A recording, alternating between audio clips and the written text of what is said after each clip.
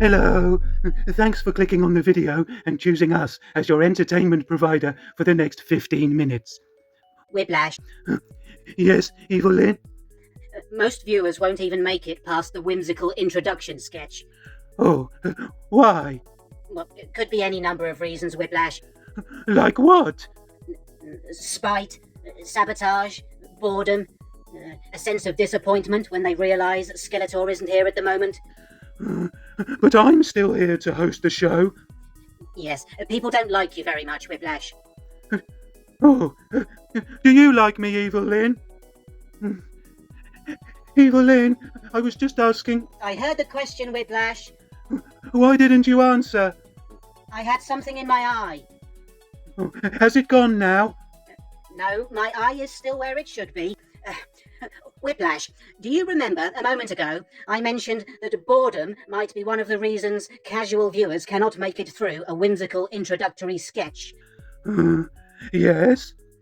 Well, we are currently in the middle of one of those, and the viewers are presumably supposed to remain engaged long enough for you to introduce the show and, as you indicated last week, contrive another scenario where you snap your own spine in half for the umpteenth time, for reasons known only to yourself, using implausible methods that fail to acknowledge our current understanding of physics and which provide no real value to the viewer.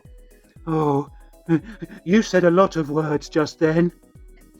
Yes, another example of Monkeyboy's hubristic and unnecessarily vocabularic masturbation. Venus, Evil-Lyn! Yes, Spirit of Whiplash and Spirit of Whiplash. Go away. Whiplash, please can we just get through this? Expedite the remainder of this wank. I don't really know what expedite means. That is entirely evident. I don't have time to explain it to you because you must rapidly deliver on your promise of spinal self-injury. Get on with the introduction. Hello, welcome to SkeleTalk, except it's whip chatter. I am your temporary host, Whiplash. I am called this because of my long and dangerous tail. Here it is. Ah! What's it doing up there? Ah! Evil-Lyn, something's happened. Evil-Lyn re-enters the frame, muttering a frustrated disapproval. She studies Whiplash's fallen torso for a moment, and then notices his lower half shaking and hanging confusingly from the upper left of the frame. She sighs defeatedly, turns towards the camera with an implied expression of incredulity. The screen fades to black. That's a lazy conclusion. We don't have any more green duct tape, Whiplash. You'll have to make do with pink this week. Thanks, Evil-Lyn. Right, off you go. Okay, for the handful of you still watching, we begin the show with another raunchy question from Daniel Herrin, which I shall consider privately, but will cleverly deflect publicly. Daniel asks, who would be on your all-star nude women's Jello wrestling team? Well, Daniel, I don't know how many individuals are needed to form a Jello wrestling team, but if you let me know, I will do my best to dodge the question in a more entertaining way than I have just done. Thanks. Please accept this picture of a cauliflower alligator. Weapon Zero knows exactly what he's doing by asking, what nice things did you do for your mum this Mother's Day?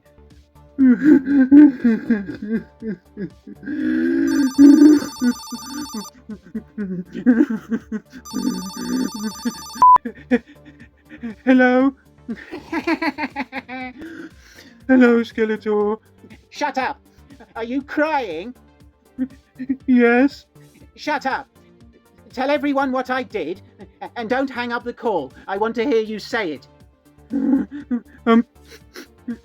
Weapon, that was a very mean question. You know Skeletor murdered both of my parents when he discovered their identity because he was afraid that they would one day try to reconnect with me, jeopardizing my continued servitude as his minion.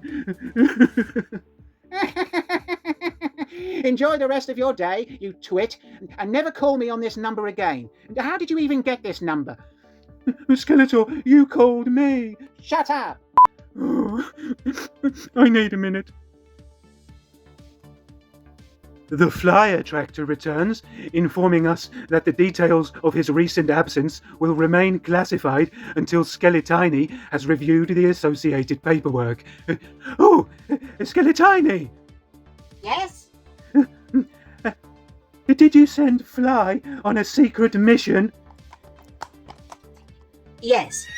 Oh, can you whisper it to me? I have a top secret clearance. You have nothing of the sort, Whiplash. Besides, I won't know any details myself until I receive the mission report. Oh, shall I just read Fly's question about Father's Day? Does it top the intrigue and implied jeopardy of his as-yet unrevealed recent shenanigan? Not really. That was pretty exciting. Okay, well, bung a stupid photo on the screen and move on in that case. Okay, here's a photo of an eagle carrying a glass chair. Thanks, Fly. Not an actual cat. Cat asks if I prefer Eddie Brock from Spider-Man 3 or from Venom. Oh, that's an easy one. I much prefer Tom Hardy's portrayal. That was a mundane response. Oh, I'm not a magician. Thanks, Cat.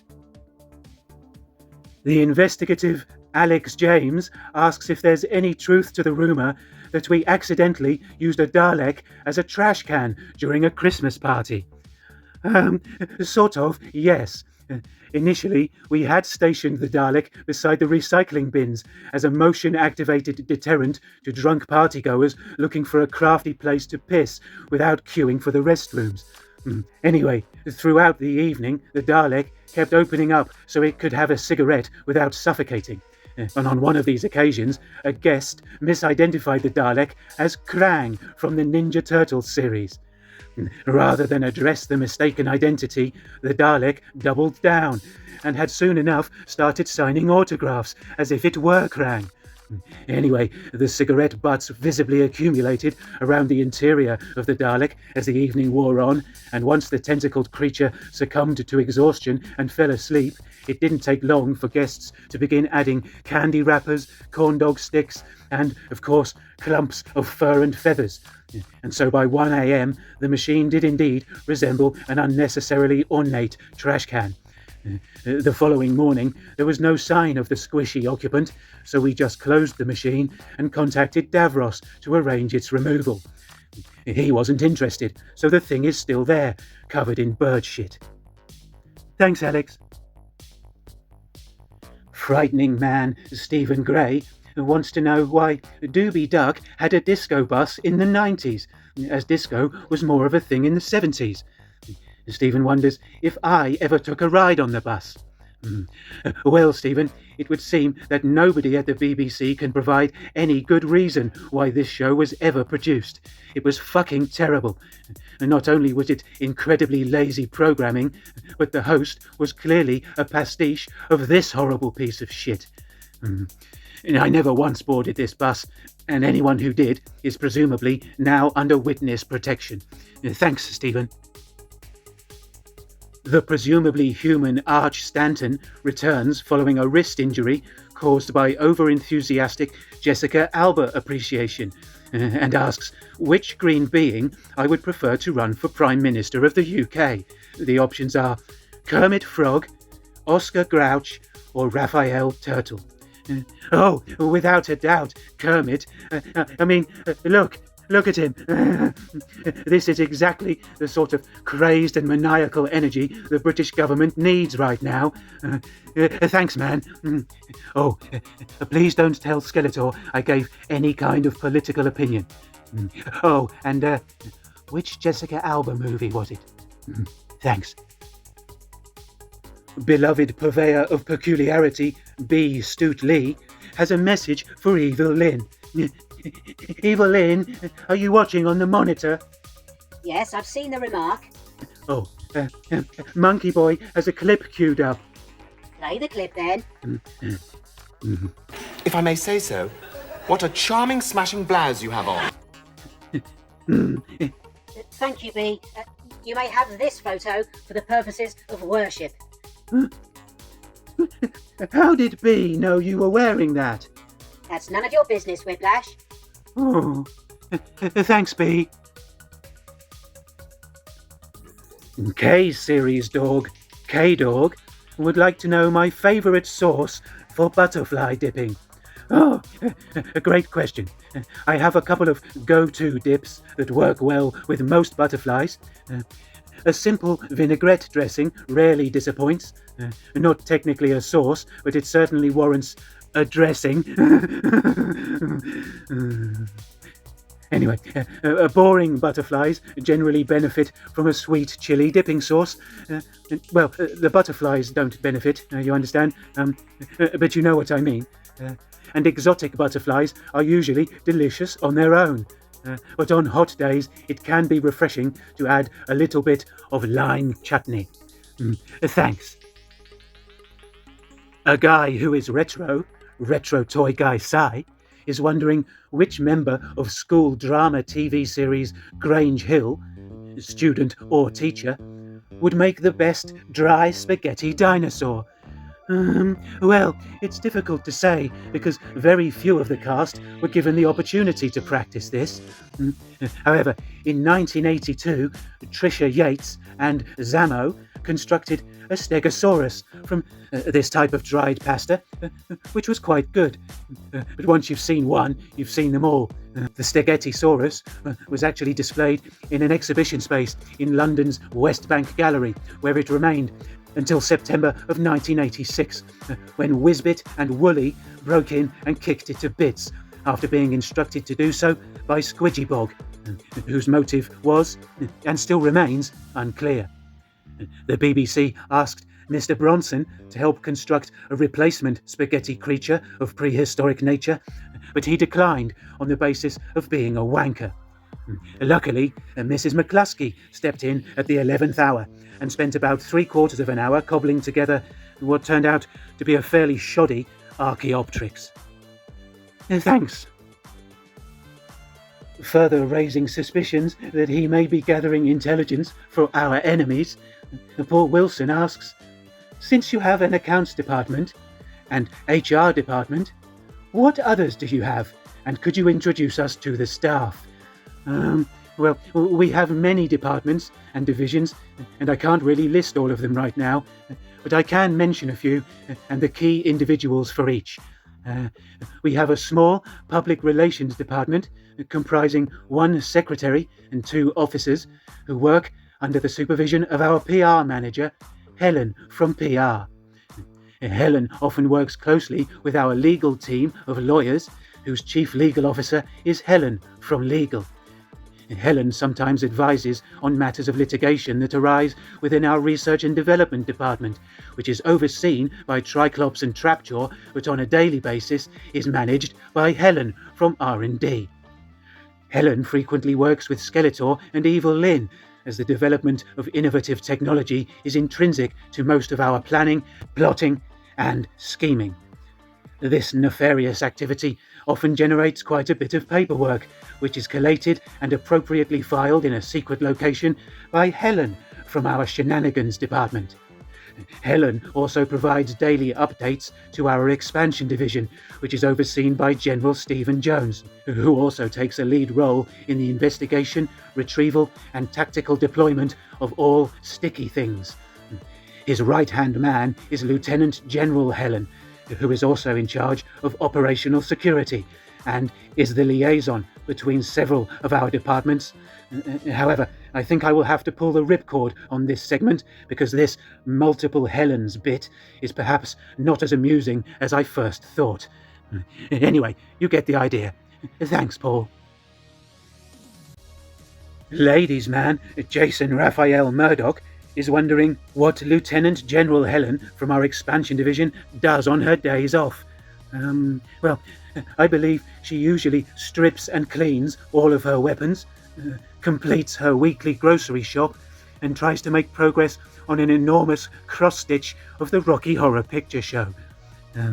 She's good friends with Helen Mirren, and the pair often meet up and go to the seaside to bury ham sandwiches for the crabs.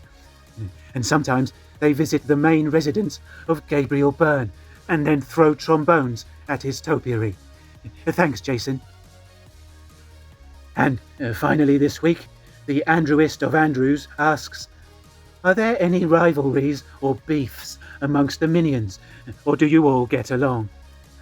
Well, for the most part, we try to get along, because Skeletor does not tolerate squabbling, and our focus is serving him to the best of our ability. However, I can reveal that Merman and Stinkor will not go on break at the same time because of their differing opinion on the film Lawnmower Man, and they will not agree to disagree. None of us enjoy working with Faker very much because he lacks personality and seemingly has no opinions on anything. Panther doesn't seem to like anyone other than Skeletor, Evil-Lyn and Beastman, but he will accept food from any of us. Scareglow doesn't get on with himself most of the time, which is fine, but I'm getting very frustrated that he will not help me deal with the Wednesday moth by providing a distraction so that I can hit it with a book. Oh, and Helen from HR and Helen from accounting do not get along at all and will only communicate with each other via extremely terse emails. Thanks, Andrew. So, the inbox is empty for another week, and we thank you for watching the show. If you enjoyed it, please let us know by giving the video a thumbs up. If you didn't enjoy it, please let us know by giving a thumbs down and leaving a comment explaining which part you didn't understand. If you have any questions, requests or comments for next time, we would be happy to receive them. Please stand by for an ident and some awkward flatulence.